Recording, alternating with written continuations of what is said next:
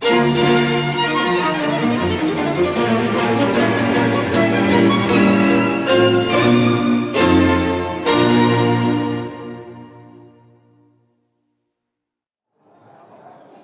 to you live for the 6th day now. This is the Stellenbosch International Chamber Music Festival.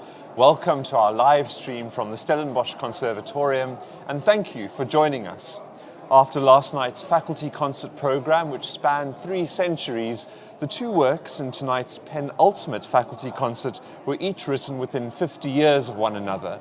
The piano quartet in E by Sergei Taneyev, who was a pupil of Tchaikovsky, and in the second half, the Octet in C by Joachim RAFF, a work that was heavily influenced by the young Mendelssohn's Octet. If you were with us last night, you will feel primed for this work after the Mendelssohn String Quintet that we heard last night. Now, speaking of last night's faculty concert and octets, the first of our highlights clips this evening is the Octet for piano, winds and strings by the Russian composer Mili Balakirev.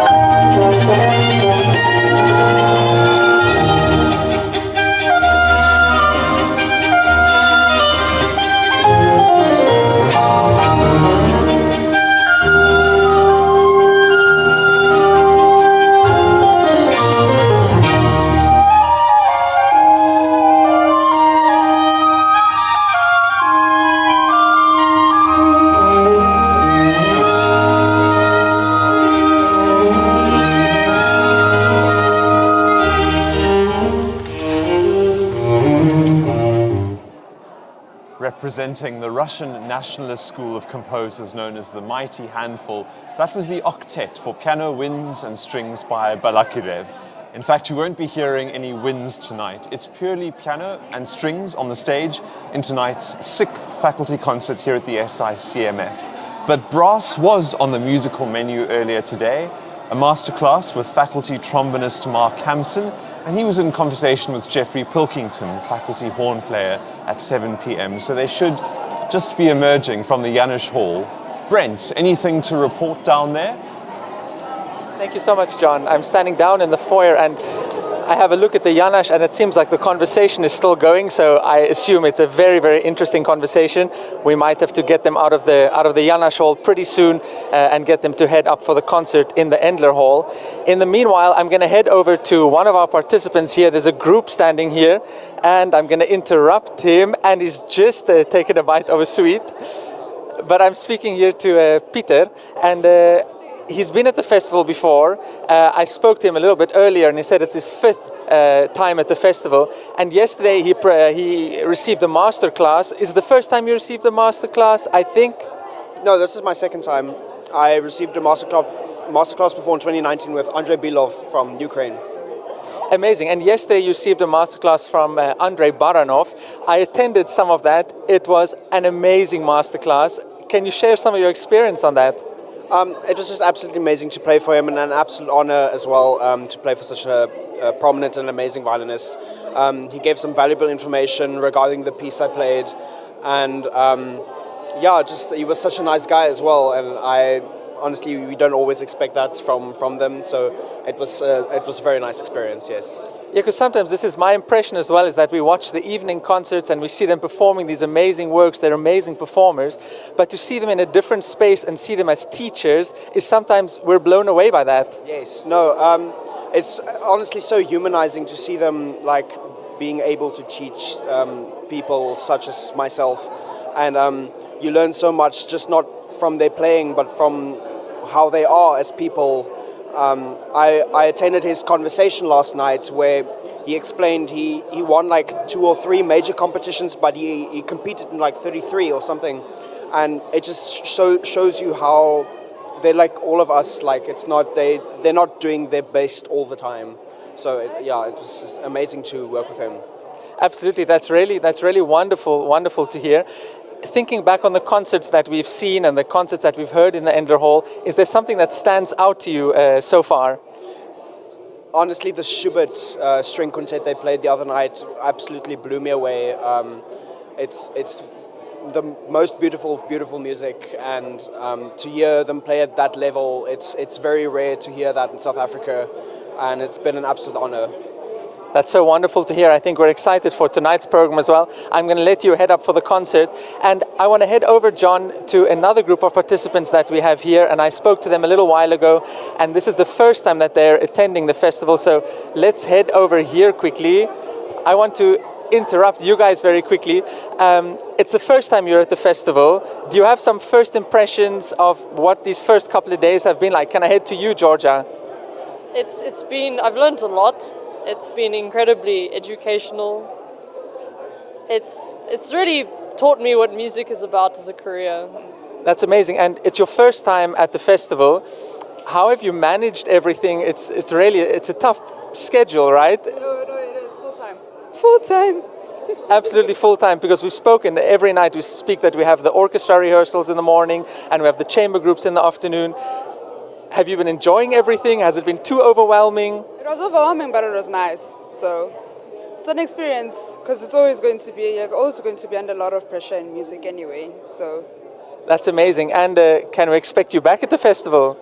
Yes. That's always good to hear. So, John, I think I can head back up to you. I can sense that the foyer is filling up. The Janusz Hall is clearing out. The conversation has ended, and everyone's going to be heading up to the Endler Hall shortly. So, back to you, John. Super, thank you so much, Brent, and I'm so glad you managed to nab Peter Joubert there. I was hoping to have a few minutes with him in my interviewer's seat, so I'm glad you got there first. As the winner of the inaugural UCT Strings competition last year, and someone we've seen on the Endler Hall stage playing with the faculty a few times for this SICMF. he's certainly someone to watch. So very nice to see experienced SICMF participants, but also those ones you were just chatting to now, newbies, and we hope to see them again next year. So it's day 6 at the SICMF, and we've reached now the midpoint of the evening concerts on offer here. 5 down, 5 to go. Let me tell you a bit more about the first work on the program tonight, which is in many respects thanks to Tchaikovsky's influence as a teacher of composition. We just heard downstairs from the students how different it can be to see a performer versus a teacher, two sides of the same coin in a way, but very different temperament and sort of aspects of their personality that come out. So as a professor at the Moscow Conservatory in Russia, Tchaikovsky nurtured a style of high romanticism that was more international in character, unlike composers like Balakirev, whom we saw earlier. One of his most eminent students was Sergei TANEYEV, whose piano quintet in E major, opus 20, is to be performed this evening. Upon graduation from the Moscow Conservatory in 1875, TANEYEV won the top prizes for both piano, which he studied under Nikolai Rubinstein, and composition, the first student at the conservatory to claim both awards. After graduation, he mostly plied his trade as a concert pianist, performing the Moscow and Russian premieres of Tchaikovsky's first and second piano concertos, respectively. His relationship with Tchaikovsky, therefore, was close. The elder composer was neurotic about criticism of his work, but nonetheless freely invited TANEYEV's opinions, and this led to some incredibly dramatic arguments, and TANEYEV infamously had a friendship with Leo Tolstoy, and this ended after Tolstoy's wife became infatuated with the apparently oblivious composer. And so this was inspiration for Tolstoy's murderous novella, The Kreutzer Sonata. I'll have to add that to my reading list. Well, that got very dark very quickly, so let's return to another highlight from last night's faculty concert, to the wonderful soundscapes and washes of impressionist color of Maurice Ravel. Here is the final movement, The Fairy Garden, from his Mother Goose Suite.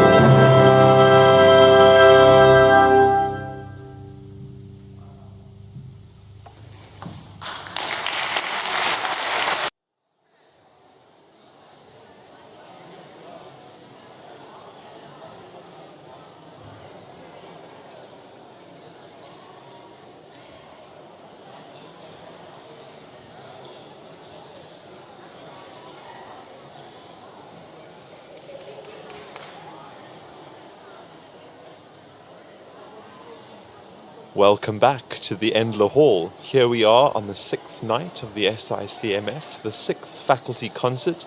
It's Wednesday the 5th of July and this is 2023. I told you a little bit outside about this interesting relationship between the first composer we're going to hear tonight, Sergei Taneyev, and Leo Tolstoy and Tolstoy's wife. So after all of that drama, Taneyev opted for a career in composition at the Moscow Conservatory, following in the footsteps of his teacher and mentor Tchaikovsky. And Taneyev's students then included such well-known names as Nikolai Medtner, Alexander Scriabin, and what was a discovery for me, Sergei Rachmaninoff. So there again we can see that sort of direct musical lineage from Tchaikovsky, obviously, to Rachmaninoff directly, but also via Taneyev. In 1905, his appointment at the Moscow Conservatory came to an end after he resigned in protest of the treatment of the conservatory students who'd participated in the 1905 revolution. Taneyev completed his piano quartet the following year as he worked to re-establish himself as a freelance composer and pianist, and particularly noteworthy in this work that we'll hear shortly is the melodic inventiveness throughout, which he surely must have inherited from Tchaikovsky, as well as the masterful counterpoint that he shows off in the final movement. It's a work that has deservedly built Taneyev's reputation as a composer outside Russia. Again, perhaps someone we don't get to hear frequently enough, and so very good that he's given a platform here at the SICMF. He also wrote some very good choral music, so I'd encourage you to, if you get bored with his commentary before we hear the music tonight, you should Google that and add it to your Spotify playlist for later. But there are three movements in tonight's piano quartet in E major, opus 20, and there we go with the delivery of the iPad. A crucial first step to getting the performance underway, and good to see the students are acknowledging it with a round of applause. But the three movements you can hear in this work tonight are Allegro Brillante, and then the slow middle movement, Adagio più tosto largo, and then the final movement in three sections, Allegro molto, Fugue, and Moderato Serifico. And we're going to hear Nina Schumann, piano and festival artistic director, Andrey Baranov, violin, Jennifer Stumm, viola, and Boris Andrianov, cello. And this is a chance to take a little bet to see what colorful Jennifer Stumm is going to be wearing this evening.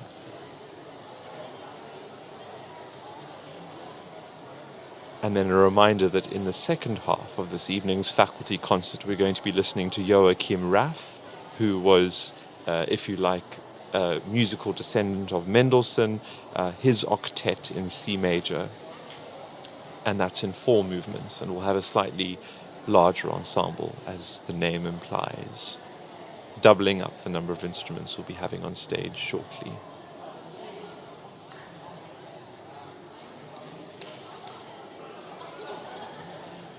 You will have noticed that purple is the SICMF color. It's the color on our banners, also that's on the walls of the Endler Hall here. And I hope if you're able to, you're going to think about joining us for tomorrow night's final faculty concert. That's Thursday evening, and I'll tell you about that a little bit later, but it's going to be a very exciting evening. No fewer than 2 concertos, a large group of players on stage, and then of course the final 3 evenings of the SICMF, Friday, Saturday and Sunday, are the student orchestral concerts where every square centimeter of the stage is packed with students playing and augmented by some faculty artists. And then, of course, every seat in the house is taken up largely by friends and supporters of the students. So please have a look at our website for more details about those concerts. You can still book online for those. I'll tell you a bit more about them tonight and tomorrow. But this is the penultimate faculty concert tonight.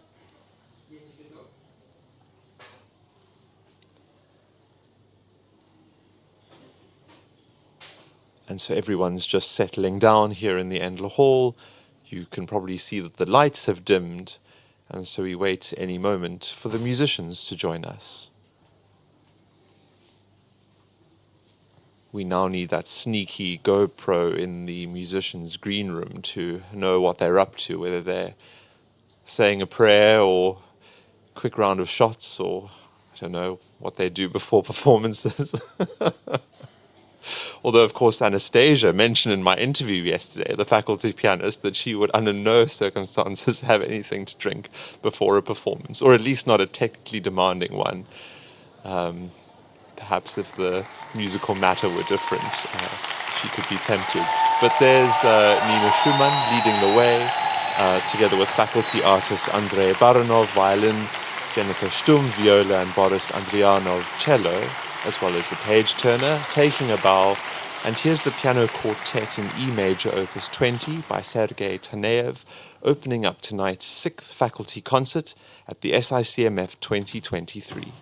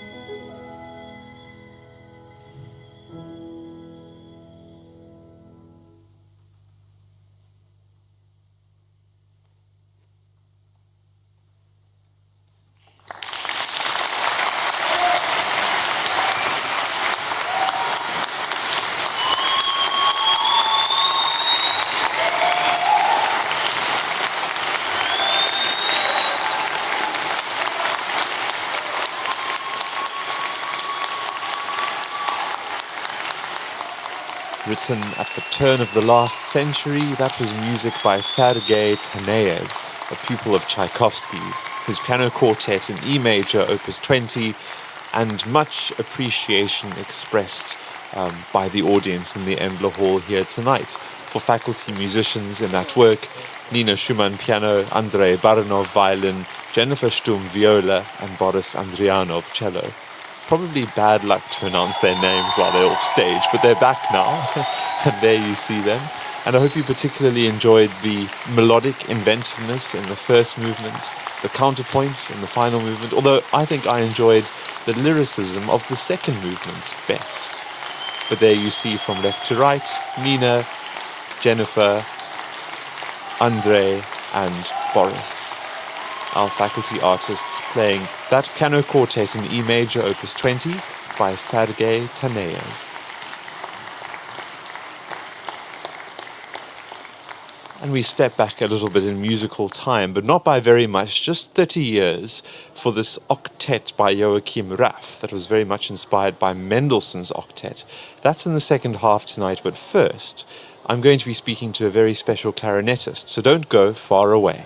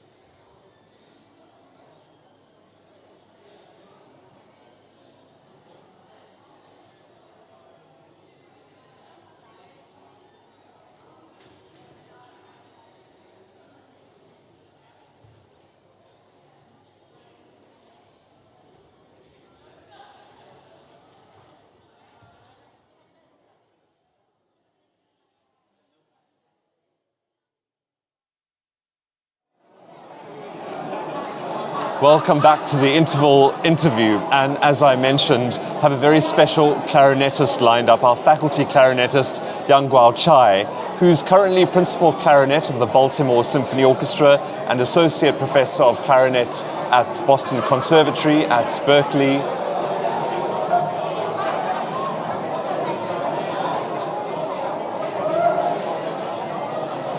And Yao Guangchuai has also played with the New York Philharmonic Orchestra and the St. Paul Chamber Orchestra, and he's performed as soloist with many orchestras in the US, Canada, and China.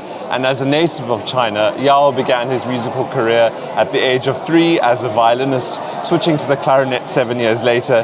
He studied in China and then in the United States, and has since won many competitions and studied with many distinguished clarinetists. So, welcome, Yao. Thank you for making time for me now. Your first SICMF and first time in South Africa. Absolutely. It's my first time South Africa, first time here at Stellenbosch. And your impressions so far? Very happy to be here? I love it. I love it. Since the minute I entered the country, I found the people are so polite, so generous, and I love the food, and I love the weather. Also, I know everybody's telling me it's the winter. I love it. And great music, great people. So what else you can expect? We are very lucky here, so I'm very glad you get to experience our special part of the world. Yes, thank you. Just to go very back to the beginning of your musical career, so you started off as a violinist. Yes. Can you remember what it was that attracted you to the clarinet and that convinced you to move over to the wind instrument? It's actually a very interesting story. So long, I did not choose the violin. It was my father. He was a big classical music lover, so he actually introduced me to the violin. But as a violinist, as 3 years old, I had to practice 6 hours a day. My father, when I was 5, I started doing competitions, recitals. I never had fun. So when I was 10 years old, I had a deep conversation with my father. I said, this is not my thing. He was also, of course, very disappointed.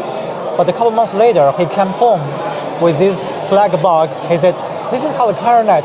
It's easier instrument. Try it. So I tried it and I started falling off. But I don't think it's easier. So. And indeed, in terms of expressive capabilities, you probably can't compare the instruments, but in a way, and perhaps I'm biased as well,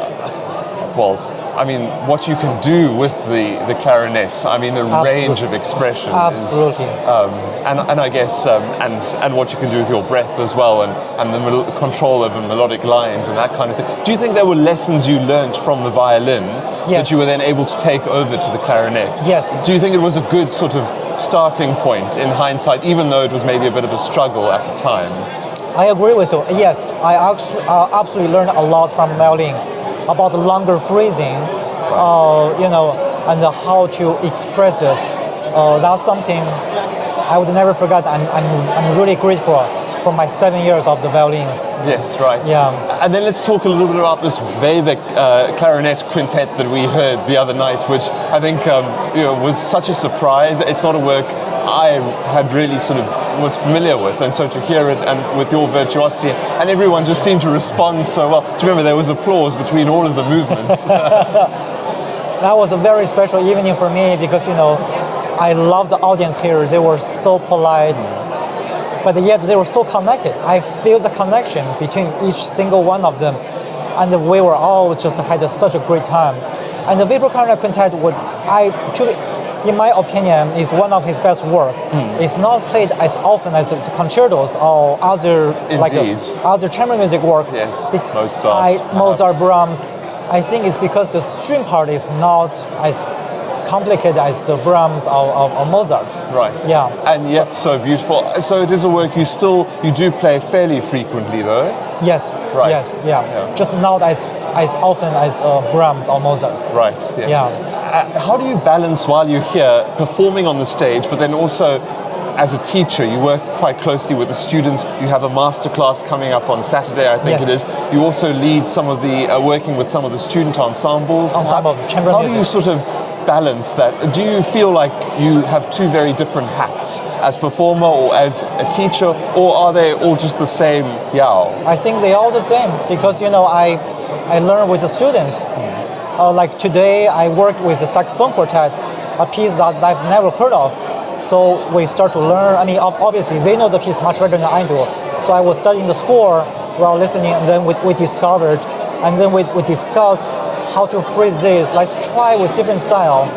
They learn something, and I learn something too. So I think as a teacher, we learn together with the students. Absolutely. Yeah. And a theme that's come up quite frequently is also the holistic development of the students at this festival, and that's something that's quite special about the Stellenbosch Festival. Is the students get the opportunity for one-on-one tuition in master classes, these small ensemble concerts and opportunities to perform together, but then also to be involved in the large orchestras which are part of this festival. So really all the different aspects of musicianship and performing, and then they have opportunities to watch their teachers talking in conversation with one another, and that also helps to open their eyes to life as a musician, if that's maybe the career they're thinking of. Yes, absolutely. I think this is a fantastic festival because to me, I think a healthy musician is not only solo, chamber music, or orchestra. It's everything combined. You have to have the ability to play solo, play a concerto, chamber music, and then orchestra. So I think here at Stellenbosch we have it all. So lucky students. That's good to hear. Yes. And on that note, what would your advice be to maybe students who will be watching this interview a little bit later perhaps? Are there any, looking back on your career, things you might wish you'd known earlier perhaps, or things you found particularly useful or valuable in your career? Yes, a couple of advice to the students. First is build up your fundamentals. I think fundamental is always the key. For us, the wind players is air, temperature, finger positions. So that's about your playing. And always think about the music. Always sing. It's not only about the notes. It's how to inspire people and how to inspire by your colleagues and how you want to inspire. Because you are the artist, you are the storyteller. So you want to connect with your audience. And lastly, make as many friends as possible. Start making connection while you are young. I think that's extremely important. Excellent, thank you. That's very good advice, and perhaps not just for musicians in a way, but for everyone, perhaps, and for all instruments. And I like your analogy of singing when you're thinking about sort of phrasing and melodic development. Do you see a close relationship between the clarinet and the voice? Do you sing much yourself, or maybe do you sort of sing a line when you're wondering sort of how to shape it best, perhaps? Or? I'm a really great singer only in the bathroom, only when I take a shower. Yes, when there's a good acoustic. Yes, yeah. I'm not very good at voice, but I try to sing because I think human voice is the most natural thing we have to imitate from. And also, as a singer, they have to breathe, and we also have to breathe. So there are a lot of in common. Yes. So I agree. I think as a wind player, or not only wind players, string players, pianists, we all have to breathe together with the singing, with the singing voice.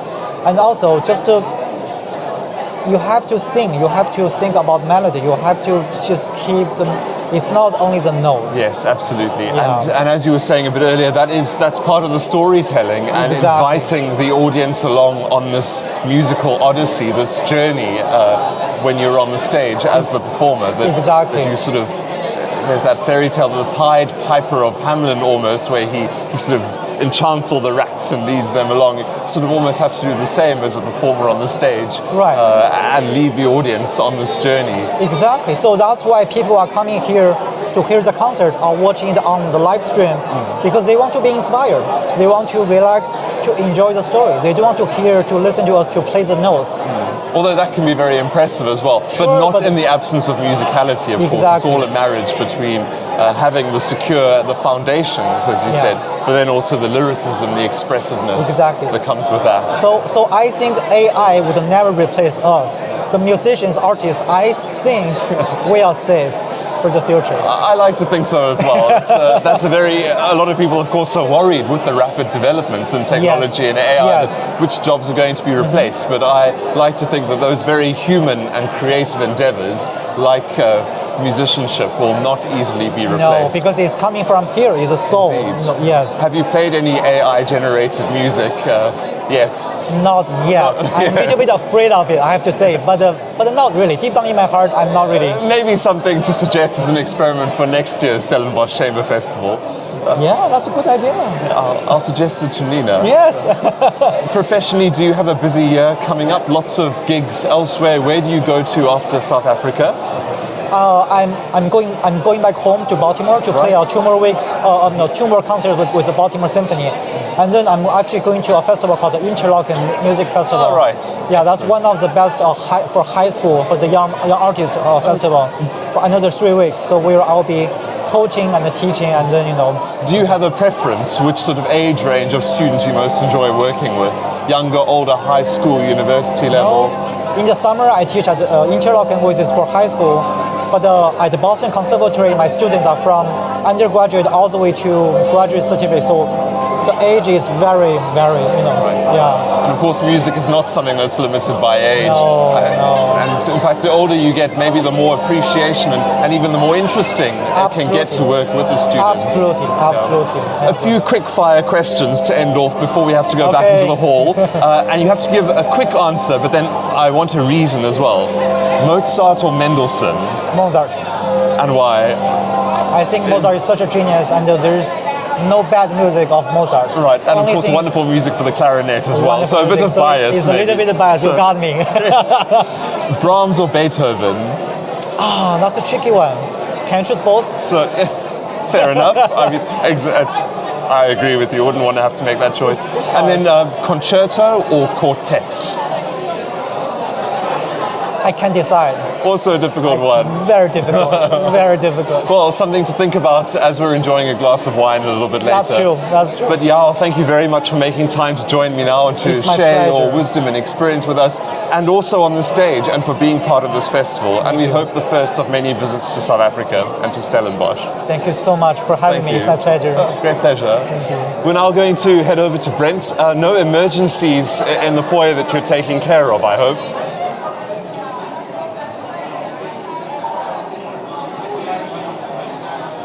Great, and we're free. All right. Thank you so much. A group of young students here. Can I interrupt you very quickly? I want to just find out from you, you guys have been at the festival before, some of you for the second time.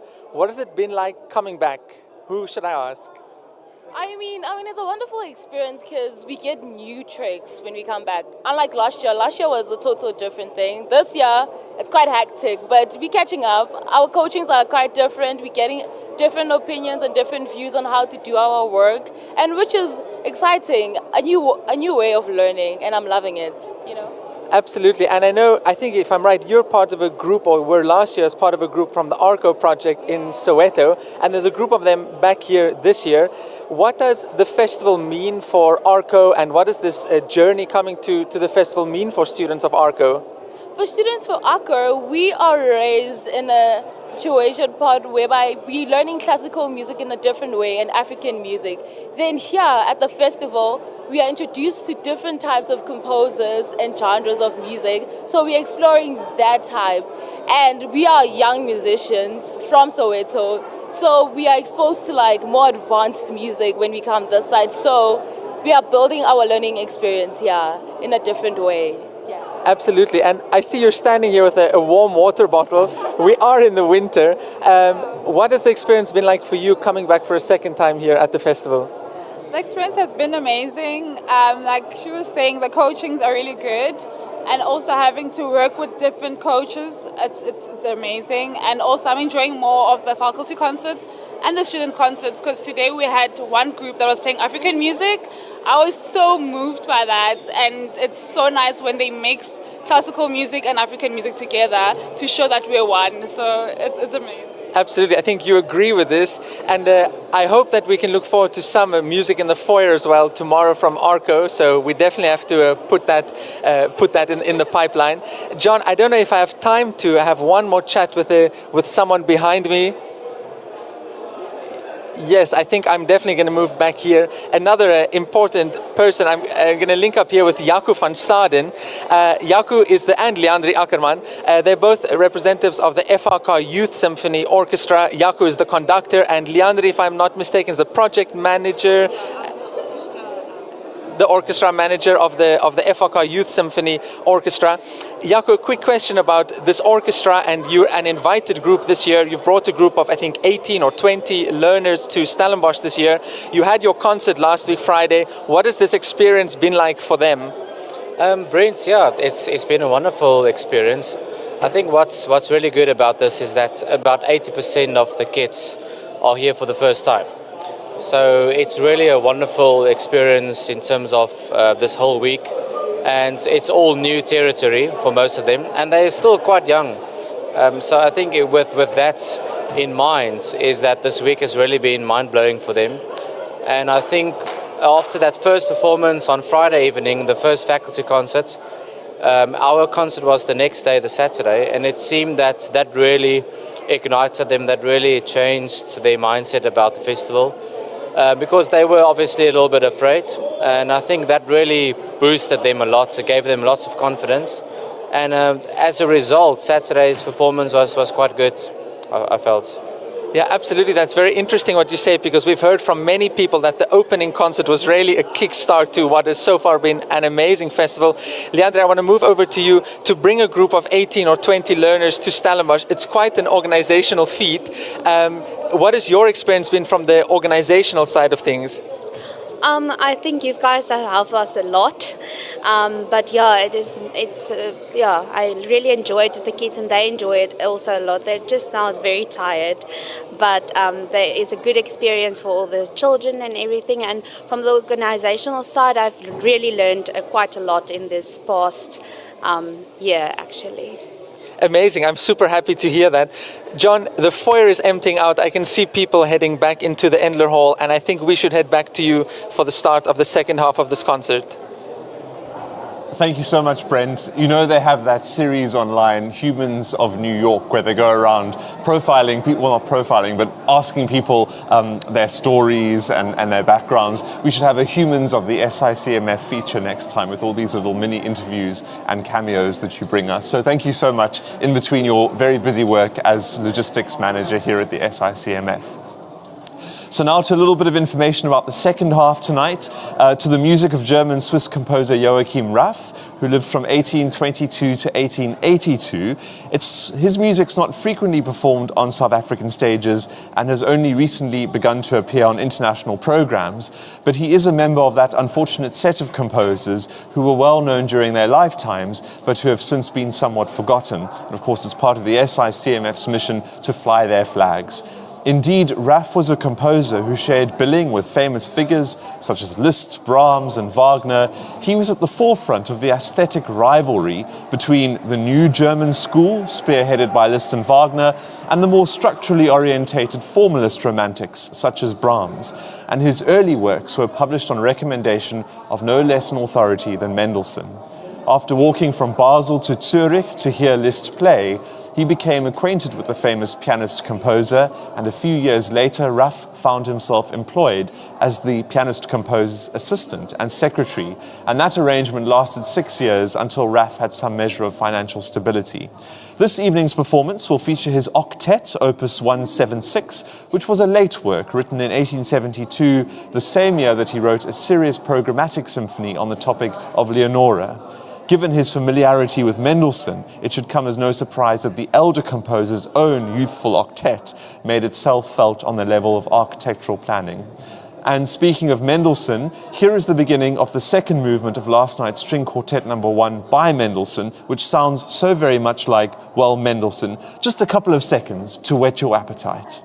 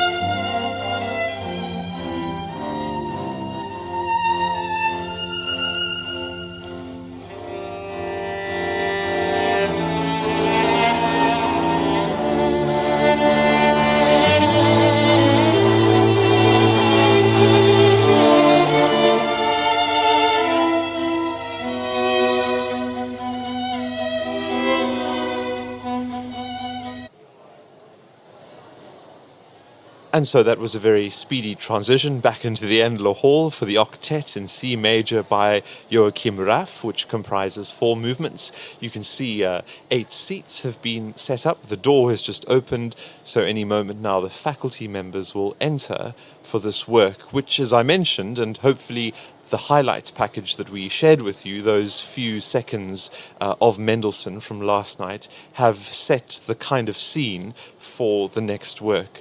It's quite fun, I think, in a festival like this to be aware of all the connections amongst the composers. They didn't work and operate in isolation. Of course, they were all part of a community and a network, not quite the global village we have today. There weren't any emails in the late 19th century, sadly. But still, they were aware of one another. They, of course, had teachers, mentors, studied one another's works. And so we able to then sort of appreciate the lineage of Tchaikovsky as teacher to TANEYEV in the first half, RAFF as inheriting this sort of octet writing tradition, if you like, from Mendelssohn. But there we have the faculty staff coming on the stage for this work, led by Nicolas Dautricourt, and he will be joined on violin by Gwendolyn Masin, Farida Bacharova and David Bester, and then Xandi van Dijk and Karolina Errera viola, and David Cohen and Peter Martens cellos, in this performance of the Octet in C major by Joachim RAFF.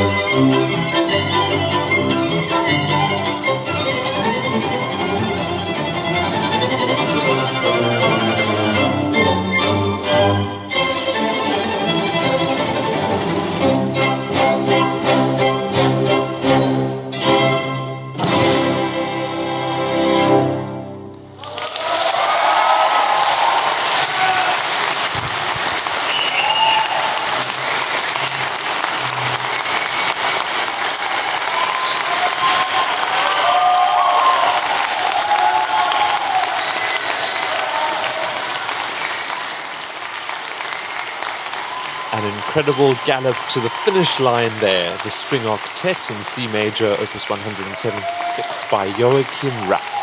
A moto perpetuo in that final movement. And did you not discern something like a song without words in the third? And that second movement, scherzo, not unlike the Schubert string quintet we heard just a few nights ago. So all very interesting connections and coming together of musical ideas, composers, influences and confluences in that work.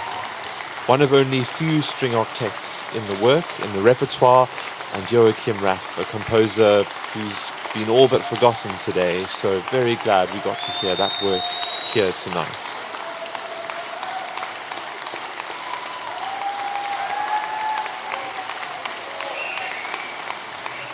The audience on their feet expressing their appreciation for our 8 faculty artists here tonight. Martens, Xandi van Dijk, Farida Bacharova. Oh, now my order's getting all mixed up. Nicolas Dautricourt and Gwendolyn Masin, David Bester, Karolina Errera, David Cohen.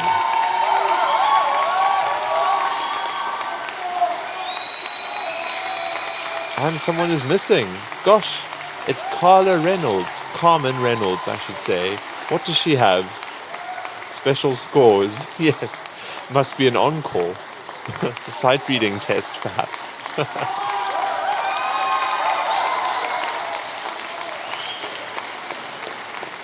Carmen is the librarian here at the SICMF. And it looks like she's got some good old-fashioned printed sheet music there to distribute. What could this be? Let's go back to the stage.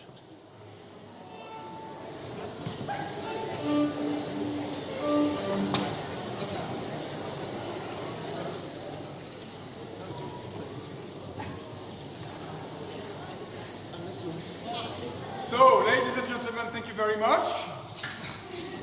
I have an official announcement to make. We have just found a new manuscript. And this new manuscript is going to be premiere for you worldwide here tonight, right now.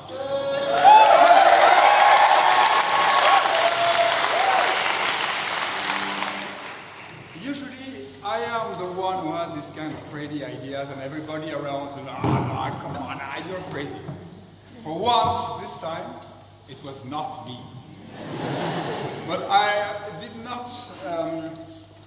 We did not discuss whether I am allowed to say whose crazy idea it is, so I will not break the secret. You have to guess. You have to guess. You will never, actually. Yes, so we have absolutely not practiced that one. Not that we practiced a lot the other one, but this one even less. Enjoy.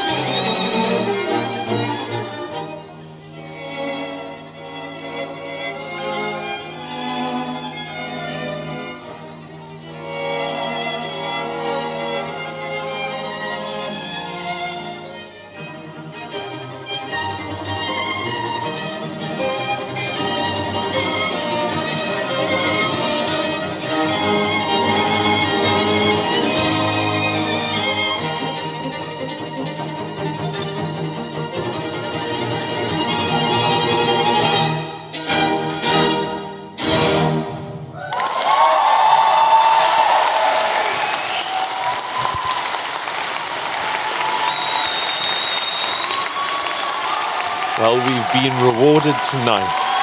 Here's the big reveal. You've got a few seconds to type your guess into the comments bar before I tell you. I'll give you a hint, if you like, what that was. It was composed when the composer was only 16 years old. And yes, we've spoken a lot of the devil tonight. That was Mendelssohn, his octet, the final movement, the presto. What a treat to hear that. And with that energy of playing and performance, almost a touch disappointed we don't get to hear the rest of the work in reverse order. Wouldn't that be fun? Thank you so much to our faculty artists for taking the plunge and giving us that treat tonight.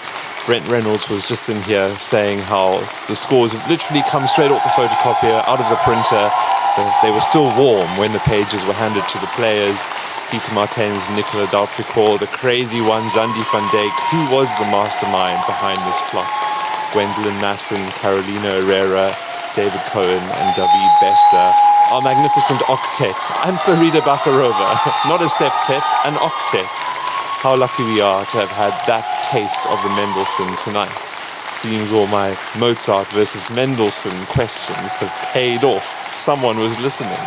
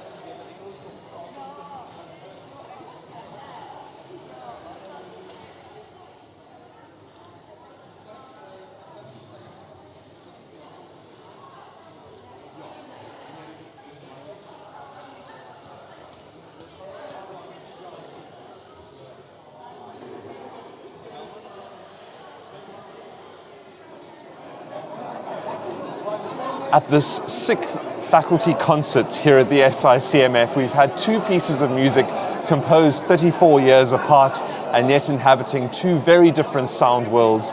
The piano quartet by Sergei Taneyev, the octet by Joachim RAFF, and then someone was listening to me, the octet by Mendelssohn, the fourth and final movement. What a treat.